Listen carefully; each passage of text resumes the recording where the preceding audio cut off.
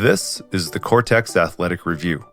I'm your host, Evan Carrillo, and each week I dive into the research to distill and relate sports science and psychological peer-reviewed literature to modern-day coaching and athletic development with a slight bias to hockey goaltenders.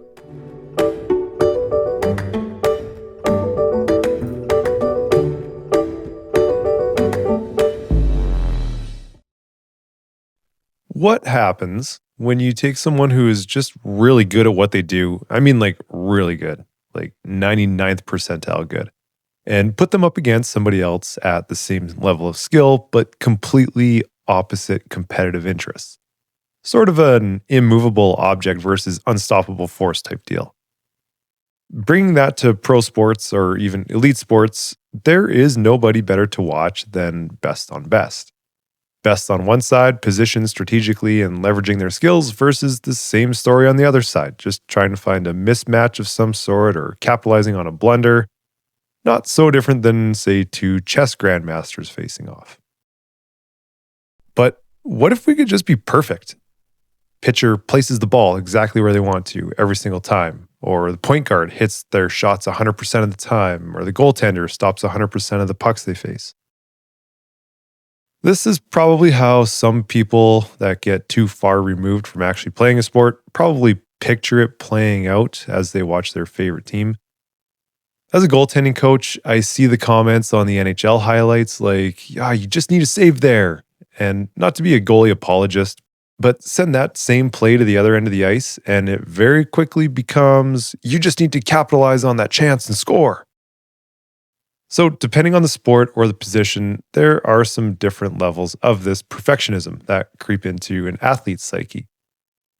Some of it is maybe justified, like if I'm doing a morning game skate with a goalie and giving them some open, controlled shots to the glove, blocker, chest, and so on, just for the purposes of feeling a puck and feeling good, I would expect them to stop pretty much everything there.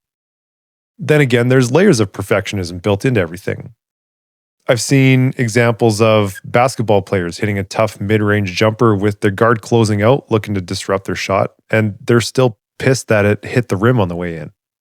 I've also seen goalies executing a rep, hitting all kinds of good habits leading up to a shot. They even make a nice save, and then they get kind of pouty because the rebound didn't go exactly where they wanted it to go. But it gets a little bit muddy because compared to the alternative of total apathy when getting beat in competition, what's the solution? It's tough because finding that balance between competing and the ability to brush off mistakes, it's not always that easy to find. And that's where this week's article comes in.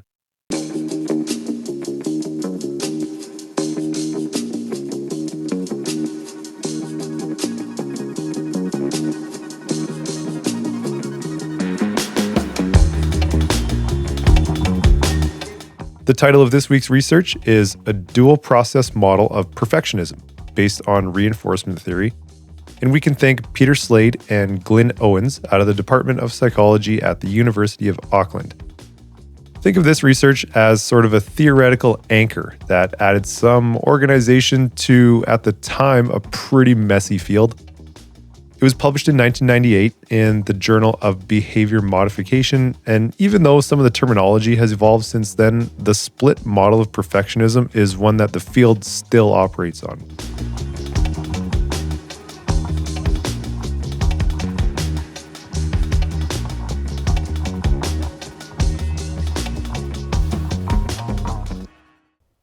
A good place to start is probably with the working definition of perfectionism itself. For a long time, the field could describe different aspects of perfectionism, but didn't really have a strong theoretical explanation for what those differences actually meant. So Slade and Owens started by reviewing the existing literature that was around this perfectionistic tendency and then proposed a model to organize it. The central idea is that perfectionism is not actually just one single thing, and that it can take at least two different forms, and often does. Previously, perfectionism had been described as setting standards that are higher than what the situation actually requires, and in some cases, standards that are essentially impossible to meet. A lot of that early work focused on the negative side of perfectionism. There was also an early distinction between what was called normal and neurotic perfectionism. Both the normal and the neurotic groups set high standards for themselves, but where they differed is in how they experienced the outcomes. The normal perfectionist could feel satisfaction when the standards were met, but the neurotic perfectionist still tended to remain quite dissatisfied, even when they performed well. Even early on, there was a suggestion that high standards alone were not the issue and actually kind of shared between both groups. The differences seem to be in how those standards were interpreted and experienced. From there, the paper moves into how perfectionism had typically been measured in the past. Again, this is a bit of a murky field that we can't, get a precision millimeter measurement out of, or get something like eye movements per second, or measure the voltage of neurons firing, or anything like that. Instead, there were multidimensional scales that looked at things like personal standards and concern over mistakes, even parental expectations, and another one called doubts about actions. What that essentially means is it's a chronic uncertainty about whether what you just did was actually correct or sufficient or good enough. I actually see this as a coach quite a bit in an athlete doing a rep, and rather than like playing the rep out or following the puck or chasing the ball or whatever, they often look back to the coach, and whether it's for approval or for further instructions, I'm not quite sure, but that's what doubts about actions means. It's just an uncertainty about whether what you just did was correct. What started to emerge from that work was a pretty consistent pattern, actually. Some components, like personal standards and organization, were associated with more positive outcomes, and others, like concern over mistakes and doubts about actions, were associated with things like depression and negative affect, which is like negative mood.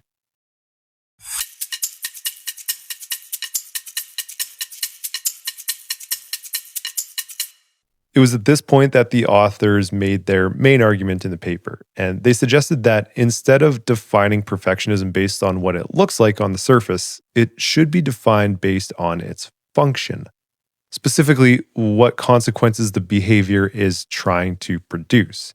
So, what does that mean? From that statement, they propose two different forms.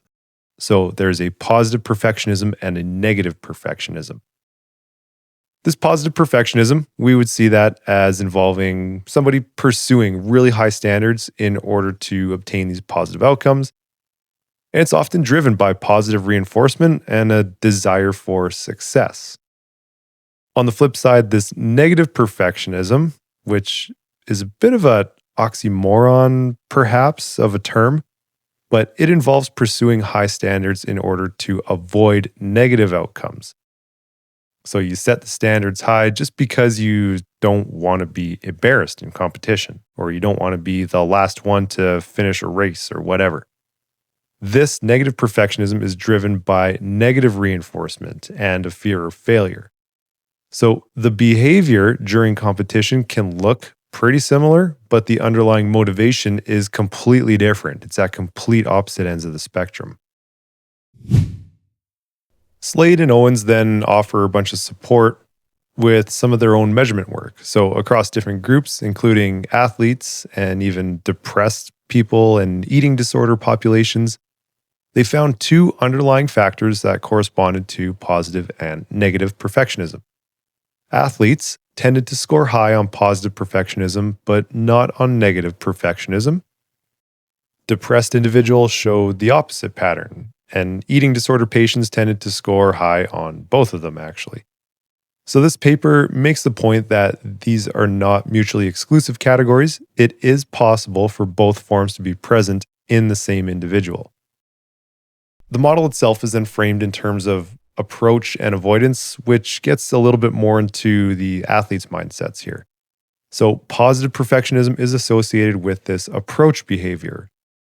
The athlete or the individual is working toward goals like success or excellence or mastery or even approval. Negative perfectionism is associated with this avoidance behavior. So, as mentioned before, the individual or athlete is just working to avoid failure or embarrassment or imperfection or disapproval.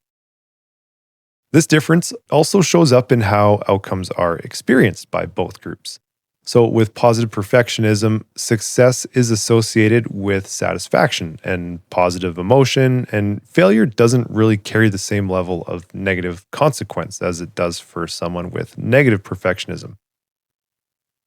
With these negative perfectionists, there's a tendency toward dissatisfaction as the default state, and failure is experienced as significantly more negative. It's like this impending doom that just consumes the athlete or the individual. There's this ongoing sense that performance is not good enough, even when the standards are met. This is where I wonder about some of the older school, like coaching and athlete development mindsets of setting your goals to be perfect, but kind of understanding that that's not even possible. And hopefully the result then is that you're just very, very good. Or even taking a step further is even if you go and have a really good performance to continue to work like almost immediately. And there's stories like this all the time of somebody just winning a major championship or a trophy or something like that. And they're in the weight room even after one of those games, or they're going over video about the mistakes that they made or whatever.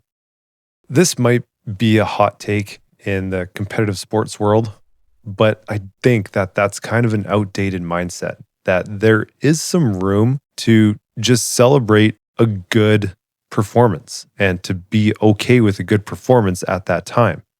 I don't think the mindset always has to be, yeah, I stopped 59 out of 60 shots, but that one is just going to wear on me. I can do better. I can do better. I can do better.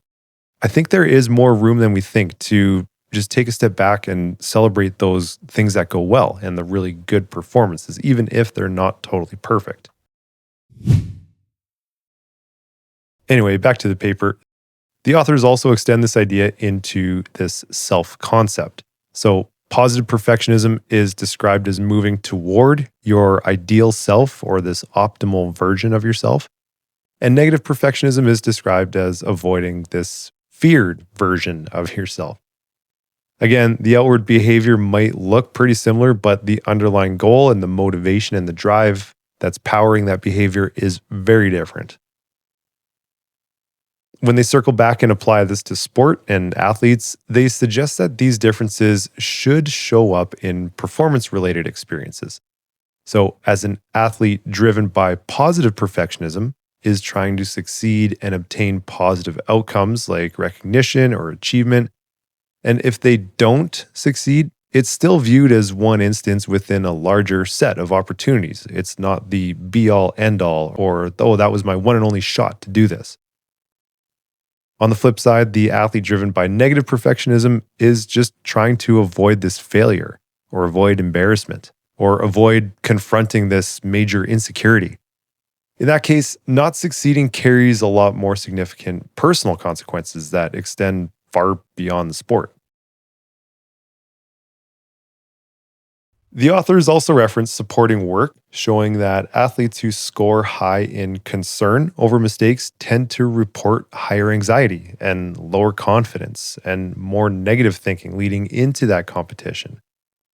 On the flip side, though, the athletes who score high on personal standards tend to show stronger orientation towards success, and that's what you want. The paper also notes that similar behaviors can come from two different underlying processes. So even though you're both on the court together or in the weight room together, training together for the common goal, you might both be there for two completely different reasons.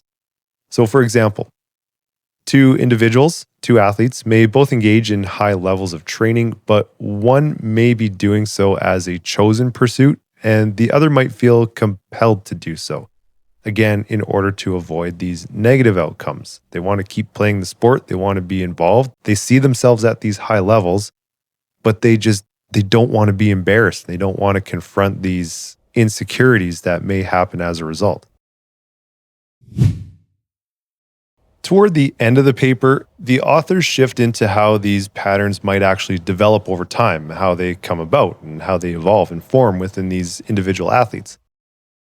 They laid out three main pathways in this particular research. So the first is It's just reinforced over time. And what they're describing here is a shift of some sort. So, something that starts off as chasing success gradually becomes about not falling below a certain standard.